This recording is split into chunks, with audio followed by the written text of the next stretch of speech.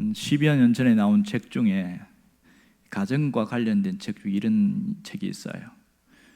좋은 결혼, 나쁜 결혼, 이상한 결혼. 책 제목이 그래요. 그 부제로 뭐가 나와 있냐면 결혼에 대한 환상을 뒤집는 기막힌 인터뷰 이렇게 나와 있는데요. 12년차 결혼 생활을 하고 있는 신은자 씨와 그의 자매 같은데 10년차 결혼을 하고 있는 신진아 자매가 같이 주변에 있는 사람들의 결혼 이야기를 하면서 유머와 재치 이렇게 재미있게 그렇게 쓴 그런 에피소드, 쉽게 그냥 하루 만에 읽을 수 있는 그런 내용들입니다. 이상한 결혼, 이상한 가정도 있더라 그런 얘기가 있는데요. 오늘 본문을 보면 호세아의 결혼 이야기가 나옵니다. 근데 호세아의 결혼은 정말 이상한 결혼입니다. 이해할 수 없는 결혼이지요. 왜 이상하냐면 우리의 상식으로 이해할 수 없는 그런 결혼식을 하는데 자기가 자원해서 하는 결혼이 아니라 하나님의 명령으로 하는 결혼입니다. 이 여자가 어떤 여자냐?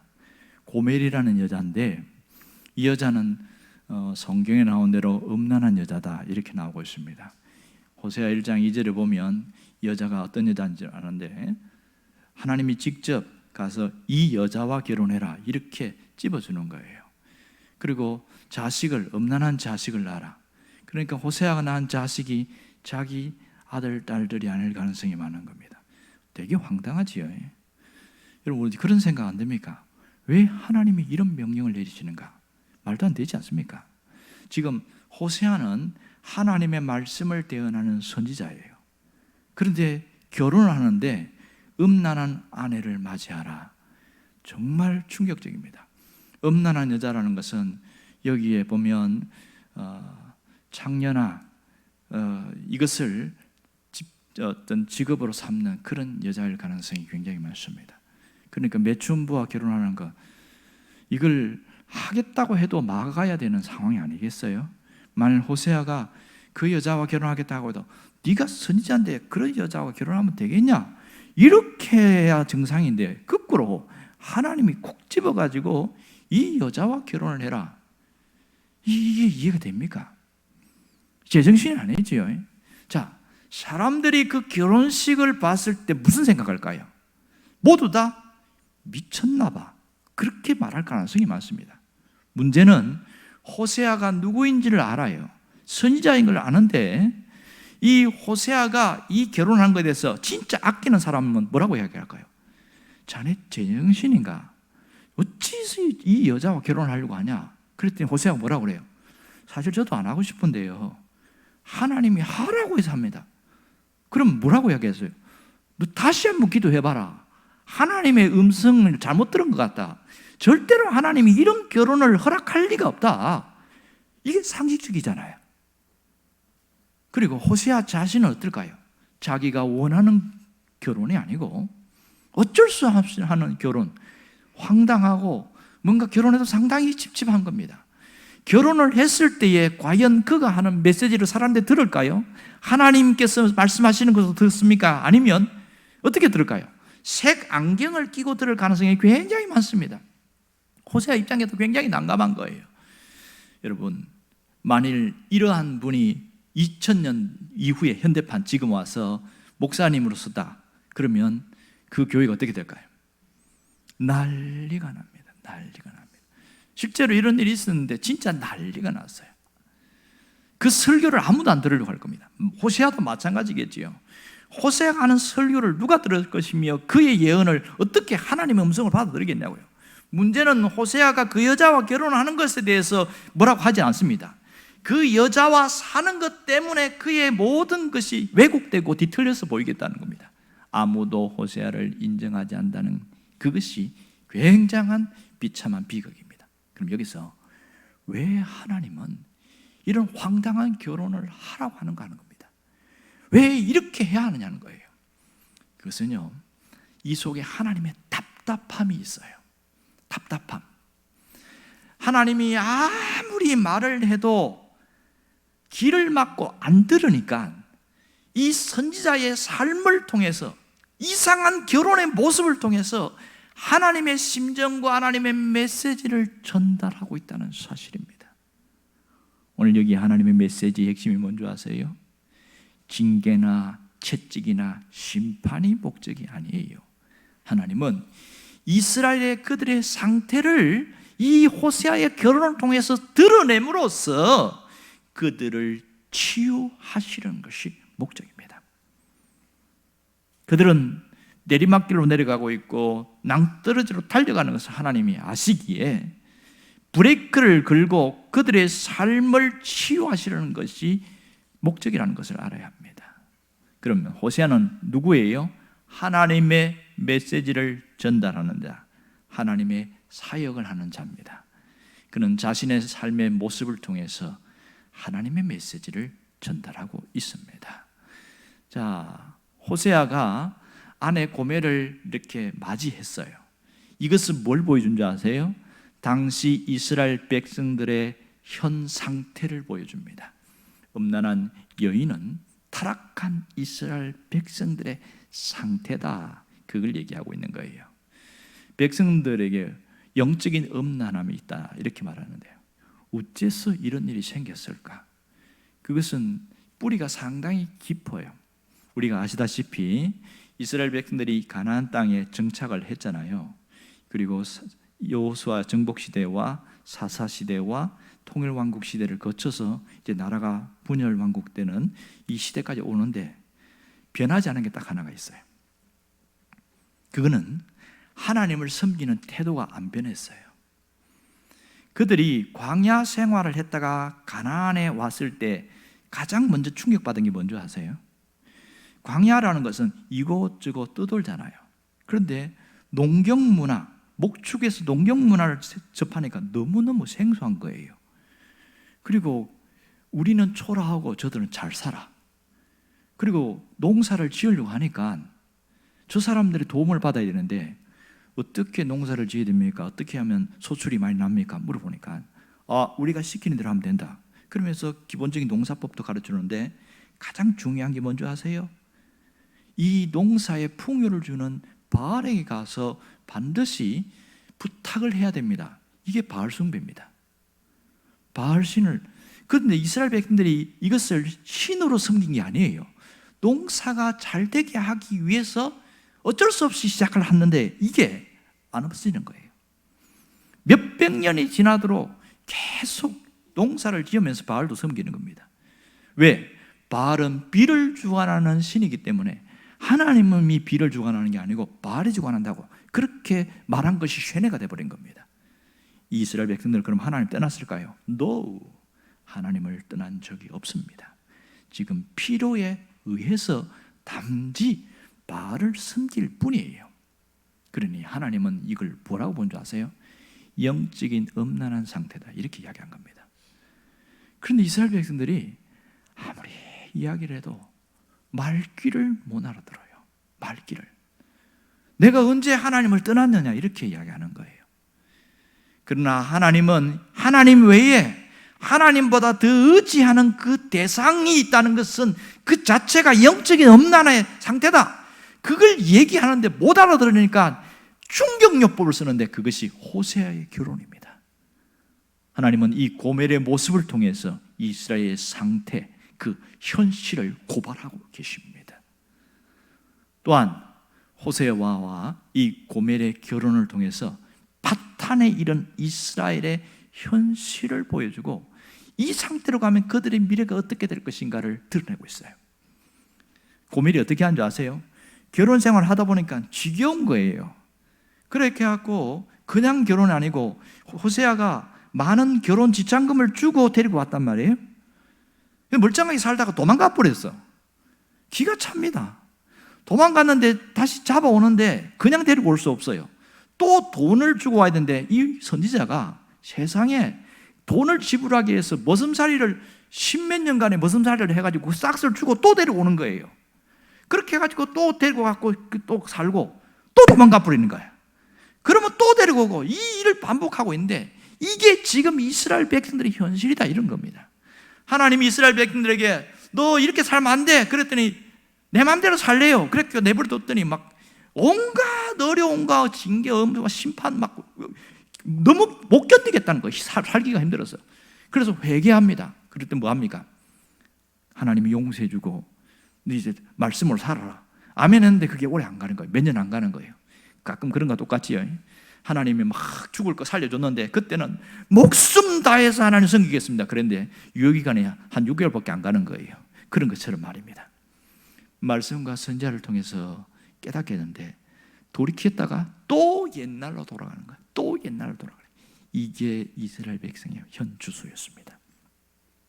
또한 하나님은 호세아의 자녀들을 통해서 하나님의 심정을 직접적으로 보여주는데요. 자녀를 셋 낳았는데 이름이 굉장히 특이합니다.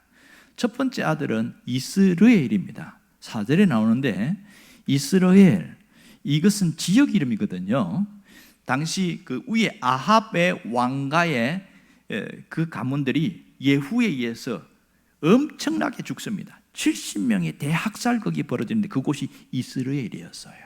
그러니까 이스라엘이라 그러면 모두가 그 지역이 얼마나 잔인하고 충격적인가 압니다. 마치 이런 식이죠. 자녀의 이름을 오늘 아우슈비츠, 히로시마 이렇게 이름 짓는 것과 똑같은 거예요. 그러면 확 와닿습니다. 얼마나 그게 잔인한지. 그래서 그 자녀의 이름을 통해서 타락의 원인이 어디 있는지, 무엇인지를 이 이스라엘이라는 그 이름을 통해서 보여주면서 너희들 이걸 통해서 회개의 기회로 삼아라 이렇게 이야기합니다. 그런데 이스라엘 백성들이 말을 듣지 않았어요. 그런데 하나님이 두 번째 호세아가 낳은 딸을 통해서 또 한 번 기회를 줍니다. 두 번째 딸 이름 뭐예요? 로루하마입니다. 6절을 보면 뭐가 나옵니까? 그의 이름을 로루하마라 하라. 그러면서 뜻이 나와 있죠. 뭐라고 그래요? 내가 긍휼을 베풀지 않겠다 이렇게 이야기하잖아요. 원래 루하마라는 뜻은 굉장히 좋은 뜻이에요. 긍휼, 자비 이런 뜻입니다. 로라는 말은 부정어거든요. 그래서 로루하마 이 말은 긍휼을 받지 못한 사람, 하나님의 긍휼을 기대할 수 없고 그런 것이 뜻이 있어요. 그러니까 로루하마, 저 사람은 긍휼을 받지 못한 사람이야. 그런 뜻이 되는 거죠. 이스라엘 백성들이 회개하기를 기다리는 하나님의 심정이 여기 담겨 있지요. 하지만 얼마나 강팍한지 일부는 회개하고 일부는 또 회개하지 않고 이런 일들이 반복됩니다. 두 번째 딸을 낳고 세 번째는 누굴 낳았어요? 아들을 낳았죠. 아들 이름 뭡니까? 로암미입니다. 로암미. 거기 보면 이 아들의 이름이 암미라는 것은 원래 백성이라는 뜻이에요. 백성. 근데 로라는 이름을 떠서 백성이 아니다, 내 백성이 아니다 이렇게 이야기하는 거예요. 자, 자녀 이름이 셋이 참 회개망측합니다. 이 이스라엘, 로루하마, 로암미. 결국은 로암미는 뭐냐? 하나님 앞에서 완전히 하나님을 돌아선 상태. 이게 로암미입니다. 하나님이 엄청 화가 난 모습이 보이지요. 왜 이렇게 하나님이 화를 내고 있을까요? 좀 전에 말씀드린 것처럼 진짜 하나님이 심판하려고 그러면 굳이 이렇게 이름을 뭐 다시 짓고 이렇게 안 하고 확 쓸어버리면 끝납니다. 그런데 이렇게 하신 이유는 쓸어버린 게 목적이 아니에요. 회개하고 돌이킬 때에 치유하려는 게 목적입니다. 자, 오늘 이 말씀을 통해서 우리에게 주시는 메시지가 있다는 거 아세요? 그것이 무엇일까요? 오늘 나를 향한 하나님의 심정이 어떠한지를 보여주고 있습니다. 때로는 하나님이 화가 난 모습으로 느껴질 때가 있어요. 그것은 나를 사랑하기 때문이라는 것을 잊지 않기를 원합니다. 사랑하기 때문에. 사람이 가끔 화가 날 때가 있어요. 특히 부모가 자식을 향하여서 화가 심하게 날 때는 할 말 못할 말 막 쏟아내는 경우가 있지요. 오늘 이 본문을 보면 마치 화가 난 하나님의 모습이 보이고 있습니다. 그 뭘 말씀하고 있는지 아세요? 이것은 아직 포기하지 않는 하나님의 사랑이 여기 있다는 것을 보여주고 있습니다. 포기하지 않는 하나님의 사랑이 호세아 전체의 주제입니다. 하나님은 이 호세아의 가정을 통해서 하나님의 심정이 어떠한가를 보여주고 있어요. 이 백성들에 대해서 희망을 놓지 않으신 그 하나님을 깨닫게 하려는 것이 목적이었습니다.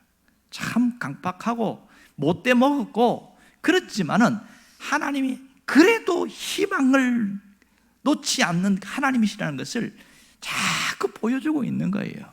누굴 통해서요? 호세아의 가정을 통해서 보여주고 있습니다.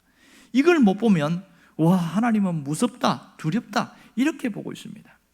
호세아를 통해서라도 그 백성을 깨우치고 돌이키시려는 그 하나님이 여기에 절절히 나타나고 있습니다. 이 악한 백성들, 그래도 희망의 끈을 놓지 않고 계신 그 하나님이 여기에 담겨 있다는 거예요.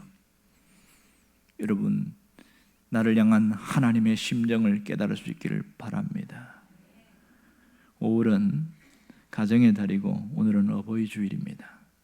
그러나 우리의 현실은 참 마음이 안타까워요. 부모의 권위가 심각하게 흔들리고 세상은 점점 혼란해지는데 부모의 권위 자체가 약화됐어요. 왜 그럴까요?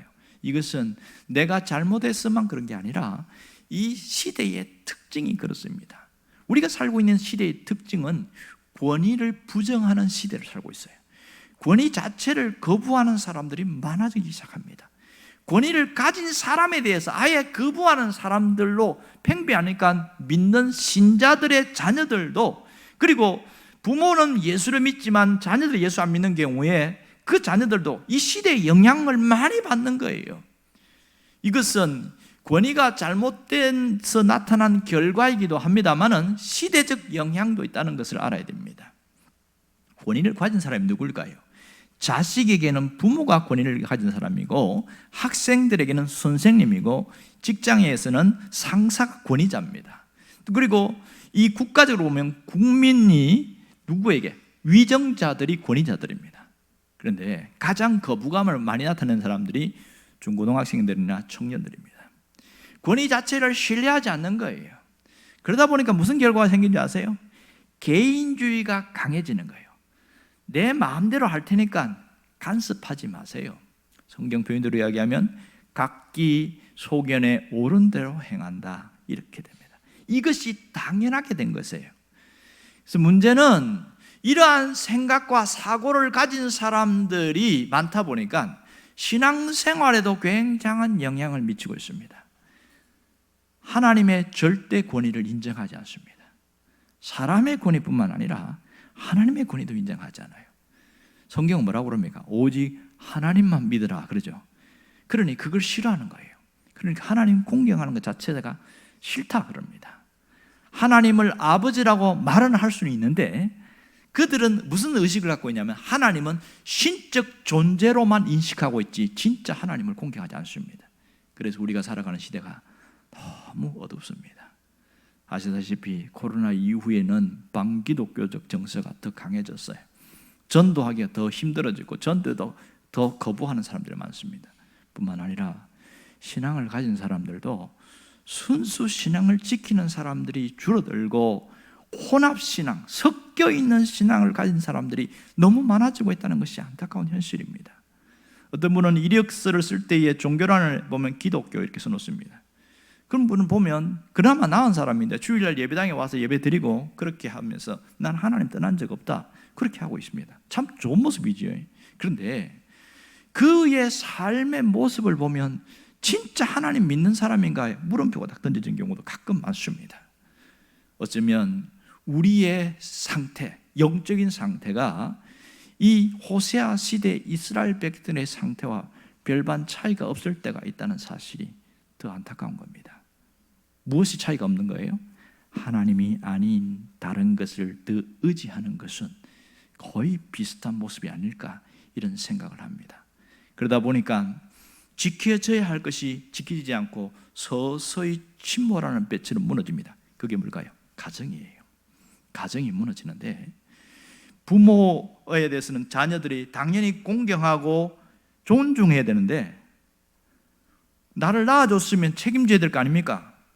그러면서 내가 앞으로 이렇게 살 동안에 얼마나 준비됐습니까? 이러면서 따지는 사람들도 생기고요. 부부관계는 말할 것도 없고 가정이 너무 흔들려서요. 물론 불신 세계 속에는 당연하다고 보긴 하지만 문제는 신앙을 가진 사람들도 여기에 영향을 받고 있다는 것이 불행합니다. 가장 큰 문제는 뭐냐? 젊은 사람들 사이에 결혼을 하면 불행해진다, 그런 의식을 가진 사람들이 의외로 많습니다. 그래서 결혼을 했을 때에 행복보다 불행이 더 많다, 그런 생각을 하니까 결혼해야 하네요. 안 하려고 그럽니다. 정말 결혼했는데 젊은이들 중에 보면 50%가 이혼한다는 거예요. 상당히 충격적이죠. 또 하나는 결혼을 했지만 절반은 불행하게 사는 사람들이 상당히 많더라. 그런 사람들이 이야기하는 거예요. 너 결혼하지 마. 결혼하면 나처럼 불행해져. 그것이 기독교 신앙인들 속에서도 그 의식이 침투해 들어왔다는 것이 문제입니다. 그래서 세상은 지금 어떻게 흘러가는지 아시죠? 그래서 무슨 생각하냐면 결혼 전에 살아보고 결혼식 하자. 동거 문화가 당연시 되어버렸어요. 그리고 계약을 하는 거예요. 결혼도 계약합니다. 계약 결혼에 확산되고 있고, 그러니 가정이라는 것이 기반부터 흔들리고 있습니다. 그 무너짐의 결과는 도덕적 타락으로 나타나고 있어요. 이게 너무 안타까운 거죠. 오늘 우리의 시대에 가장 가슴 아픈 일은 뭔지 아세요? 성도들이 죄를 무서워하지 않습니다. 그냥 주일날 와서 그냥 하나님 앞에 회개하면 돼. 죄를 무서워하지 않아요. 그리고 하나님을 두려워하지 않습니다. 하나님이 보고 있다는 것에 대해서 아예 무시해버리고 살아가는 이런 시대를 살고 있어요. 그러니 우리가 살고 있는 시대는 호세아 시대와 별반 차이가 없다는 것이 우리의 가슴을 아프게 합니다. 성도들에게 유일한 희망이 뭔지 아세요? 깨닫고 회개하고 돌이키는 겁니다. 그런데 깨닫지도 못하고 회개하지도 않는다면 답은 없겠지요. 답이 없습니다. 우리가 정말 여기에 있는 우리가 내가 정말 말씀을 깨닫고 바른 신앙 위에 서야 되겠다, 그러한 결심이 있기를 바랍니다. 그럼 어떻게 해야 될까요? 어떻게 해야 될까요? 나를 향한 하나님의 심정을 기억할 수 있기를 바랍니다. 우리를 일으키시려는 그 하나님의 심정을 잃지 않기를 원합니다. 무슨 심정이요? 하나님이 연약하고 내가 때로는 잘못한 일이 많은데 그래도 나를 포기하지 않으셨다는 것을 놓치지 않아야 돼요. 내 자녀를 포기하지 않았다는 것을 잊지 않아야 됩니다. 포기하지 않는 하나님의 사랑이 있음을 잊지 않기를 원합니다. 포기하지 않는 하나님의 사랑이 있습니다. 어떤 교회에서 교육자 회의를 했던 에피소드를 얘기해 주는데, 교육자를 모아놓고 담임 목사님이 엄청 화를 내는 거예요. 부교육자들에게. 왜 화내냐면 이 부교육자들이 젊고 그러다 보니까 미숙해가지고 이 성도들에게 큰 실수를 해서 상처를 주고 하는 일들이 생겨가지고, 그것도 한 번이 아니고 두 번, 세 번씩 반복되니까 모아놓고 엄청 소리를 치는 거예요. 너희들이 목사냐 이러면서 막 소리를 치니까 우리 잘못했습니다, 죄송합니다, 막 이렇게 좀 더 자기 반성하는 이야기들이 나타나는데, 그 중에 한 사람이 이런 얘기하는 거예요. 목사님, 저희를 포기하지 않아서 고맙습니다, 감사합니다, 이러는 거예요. 갑자기 순식간에 고개를 팍 차가운 그 싸늘한 분위기 속에서 확 황당해진 거예요. 이 한 교육자가 우리를 포기하지 않아서 감사합니다 이렇게 이야기하는 거예요. 너무 뜬금없는 이야기인데 그 담임 목사가 두고두고 생각하면서 고맙더래요. 왜냐하면 이 담임 목사가 왜 화를 내는지, 왜 소리를 지르는지 그걸 이해를 했다는 거예요. 지금 화를 낸 그것을 기분 나쁘게 듣지 않고 우리가 잘못했으니까 제대로 하라는 거구나, 다시는 실수하지 말라는 거구나, 창피를 주려는 것이 아니고 더 이상 실수를 반복하지 말라고 소리치는 거구나, 그걸 안 거예요. 그게 너무너무 고맙더래요. 오늘 호세아 1장을 보면 똑같은 모습입니다. 1장을 읽어보면 하나님이 막 너희들 막 다 버리겠다, 긍휼도 여기지 않겠다, 너희들은 내 백성이 아니야, 나가! 이렇게 소리를 지르는 하나님의 모습을 보이면서 와, 하나님 무섭다. 그 사람은 겉만 보는 거예요. 진짜는 뭘 봐야 되는 줄 압니까? 포기하지 않는 하나님을 볼 수 있어야 됩니다. 그 모습은 진노하시는 하나님 모습이지만 하나님의 본심은 뭐예요? 진노가 아니라 사랑입니다. 포기가 아니라 하나님의 사랑이라는 것을 놓치지 말아야 됩니다. 가끔 사춘기 자녀를 길러본 분은 하나님의 심정을 잘 이해할 수 있습니다. 가끔 너무너무 화가 날 때, 야 이놈아, 너 호적에서 파버릴 거야. 어디서 이런 놈이 태어났나? 소리를 지르거든요. 근데 이게 부모의 본심일까요? 아닌 거 알잖아요. 그 분노의 무게만큼 내 자식을 향한 뜨거운 사랑이 그 속에 녹아 있는 거예요. 호세아 1장은 하나님의 분노가 겉으로 나타났지만 이 그 속에 포기하지 않으시려는 하나님의 사랑을 볼 수 있는 그런 눈이 열리기를 바랍니다. 하나님은 분노하시는 것처럼 보이지만 포기하지 않기 때문에 나타난 분노라는 걸 알아야 됩니다. 이걸 깨달으면 너무 은혜가 되는 거죠. 아직도 나를 포기하지 않는 거구나.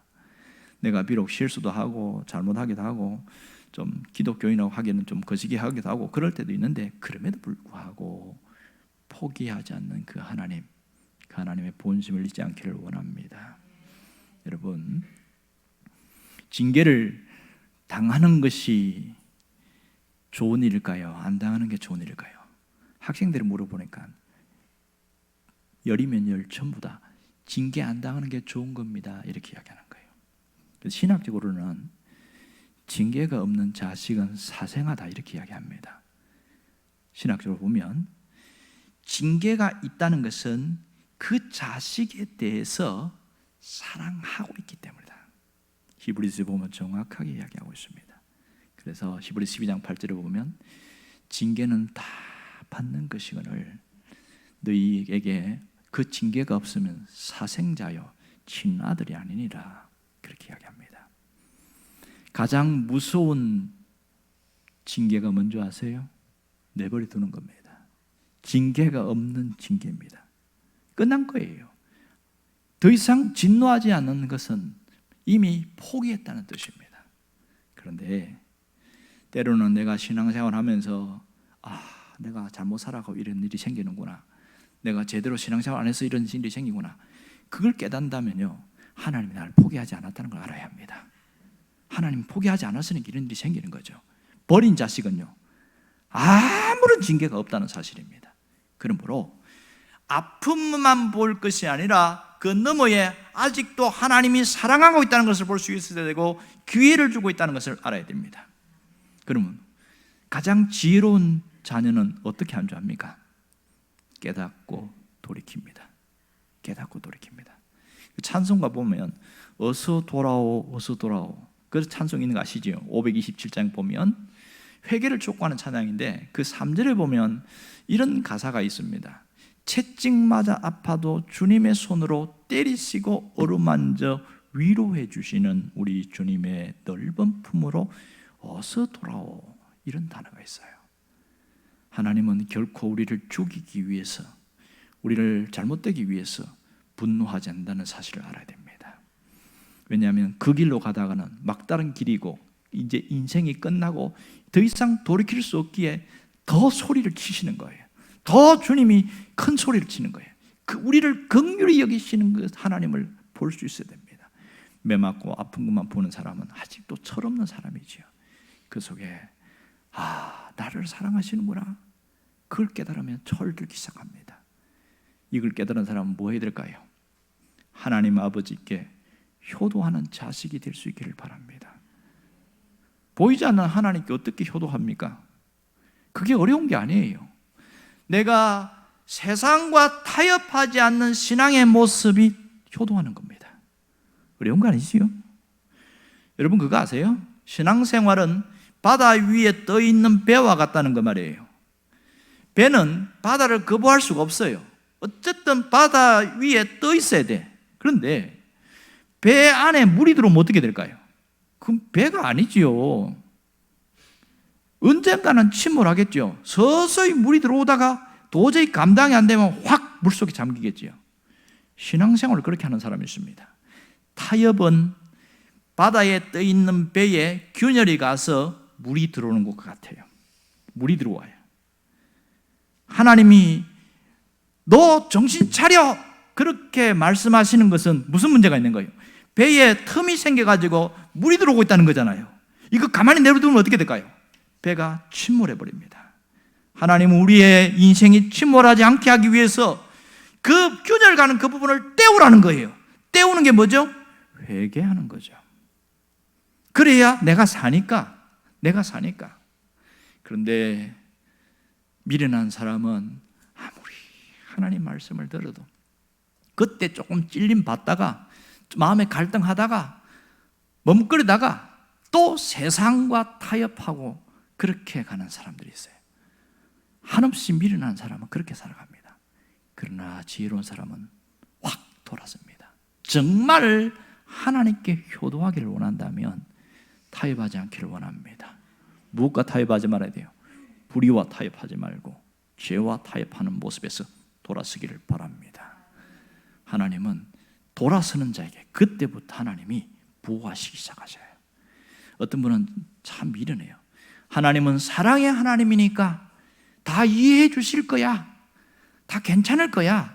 내가 조금 잘못했지만 일요일 날 가서 회개만 하면 돼. 괜찮아.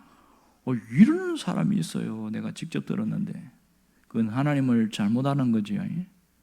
그거는 진짜 죽겠다고 자청하고 잠수하고 들어가는 것과 똑같습니다. 하나님께 효도하는 사람은요, 불의와 죄와도 타협하지 않지만 내가 신앙을 멀리하려고 하는 게으름, 자신과 타협하지도 않습니다. 또한 세상의 그 강한 유혹과 거기에 대해서도 타협하지 않으려고 합니다. 왜요? 신앙은 중간지대가 없어요. 신앙은 잘 믿든지 못 믿든지 둘 중에 하나입니다. 진리를 택하든지 세상을 택하든지 둘 중 하나밖에 없어요. 좀 어려운 표현을 쓰자면 유명한 사람 중에 알베르 까미라는 사람이 있는데 이 사람이 뭐라고 그러냐면 인생이 뭐냐? 인생은 선택의 총합이다. 내가 선택하고 살아온 것이 그것이 너의 인생이다. 그 얘기를 하는 거예요. 여러분, 무엇을 선택하기를 원합니까? 진리를 선택하기를 원합니다. 말씀을 선택하기를 바랍니다.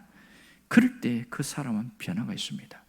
진리를 선택하면 내가 어떻게 살아야 하고 어디에 생명을 걸어야 될지 죽고 사는 것의 본질이 뭔지를 잘 깨달아요. 마지막에 죽을 때 헬런 켈러처럼 내 인생은 아름다웠다. 그 고백이 있기를 원합니다. 나 잘 살다 간다. 그 고백이 있기를 원해요. 그 사람은 이러한 중심이 있기 때문에 그렇습니다. 여러분, 정말 참된 신앙이 뭔지 아세요? 하나님의 마음을 공감하는 거예요. 그 하나님의 마음을 이해하는 게 너무나 중요합니다. 누가복음 15장에 나오는 탕자 비유의 큰아들은 아버지의 마음을 몰랐어요. 그저 열심히 집안에만 있으면 나는 굉장히 괜찮은 줄 알고 내가 동생처럼 가출을 했습니까? 돈을 낭비했습니까? 뭘 잘못했습니까? 괜찮잖아요. 그러나 성경에서 진짜 탕자는 큰아들이다. 그런 얘기를 합니다. 왜 그렇습니까? 아버지 앞에 순종하는 척했지 진짜 순종이 아니었어요. 그의 순종은 기계적 순종이었고 그 아버지의 심정을 몰랐어요. 그 둘째를 품고 그렇게 옷을 갈아입히고 하는 그 둘째를 향한 그 심정을 모르고 아버지의 마음을 공감하지 못하니까 이 모양이 돼버린 거죠. 우리가 하나님의 마음을 공감하면 무슨 결단을 해야 되는지 아세요? 딱 한 가지만 하면 됩니다. 관계 회복을 위한 결단입니다. 관계 회복을 위한 결단. 모든 비극은 깨어진 관계에서 나옵니다.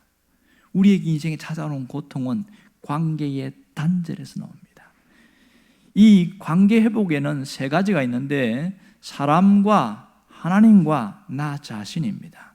그 중에 하나만이라도 분명히 회복할 수 있기를 바랍니다.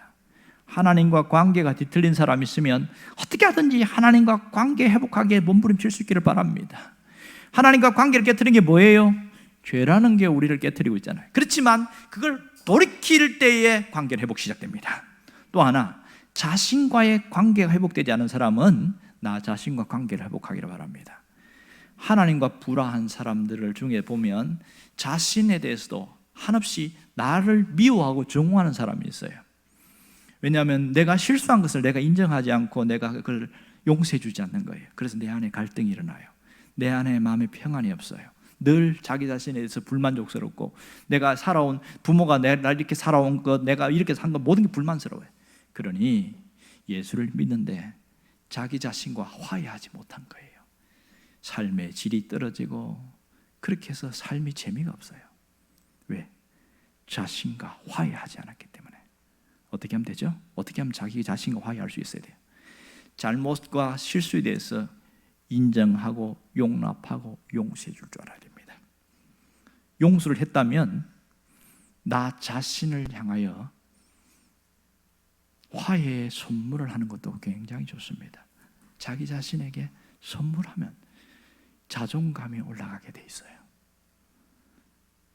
세 번째는 가까운 사람과의 관계를 회복하는 게 중요합니다. 가까운 사람과의 관계가 뒤틀려 있는 사람은 그거 회복에 몸부림치기를 바라요. 가장 가까운 사람은 뭐가 있겠어요? 부모 자식 간이죠. 여기에 부모된 사람들이 굉장히 많습니다. 자녀와의 관계가 잘 회복이 안 된 사람은 내가 기다리지 말고 내가 먼저 화해의 손을 내밀어야 돼요. 부부관계의 관계가 불편한 사람은 먼저 성숙된, 먼저 믿은 내가 움직이는 게 중요합니다. 여러분, 관계 회복은요, 깨달은 사람이 먼저 하는 거예요. 은혜 받은 사람이 먼저 하는 겁니다. 먼저 말씀을 믿고 받아들인 사람이 움직일 때 주님의 역사가 있습니다. 신앙생활은요, 하나님의 말씀을 깨달은 다음에 실천하는 것이 진짜 신앙생활입니다. 실천하는 것. 여러분이 그런 은혜가 있기를 원합니다. 부모 자식 간에 보면 성격이 서로 안 맞아서 대화가 안 되는 가정이 의외로 많습니다. 왜 그런지 아세요? 부모는 자식에게 기대하는 만큼, 바라는 만큼 그것을 얘기를 해요. 그런데 자식은 받아들이지 못하니까 잔소리를 들리는 거예요. 그럼 너무너무 힘든 거죠. 그래서 대화를 안 하려고 해. 뭐가 문제입니까? 자식이 문제입니까? 부모가 문제입니까? 둘 다 문제겠죠. 문제는 먼저 믿은 이 부모가 그 자식이 왜 이렇게 행동을 하는가 고민하고 이해하려고 하고, 네 한번 말 좀 해봐라, 왜 그러냐고 대화하려고 하고, 그래 내가 다 이해할게, 그런 마음에서 낮은 마음으로 눈높이를 낮춰서 들으려고 하는 그것이 없으니까 대화가 안 되는 거죠. 부모된 우리가 자식과 소통할 수 있어야 합니다. 여러분이 그 사람 되기를 원해요. 그럴 때에 가정의 달에 하나님이 우리에게 주시는 선물이 뭘까요? 관계 회복의 선물입니다. 오늘 말씀을 듣고 깨달았다면 미루지 마시기 바라요. 오늘부터 즉시 움직이기를 바랍니다. 하나님은 놀랍게 관계 회복의 축복을 주실 줄로 믿습니다.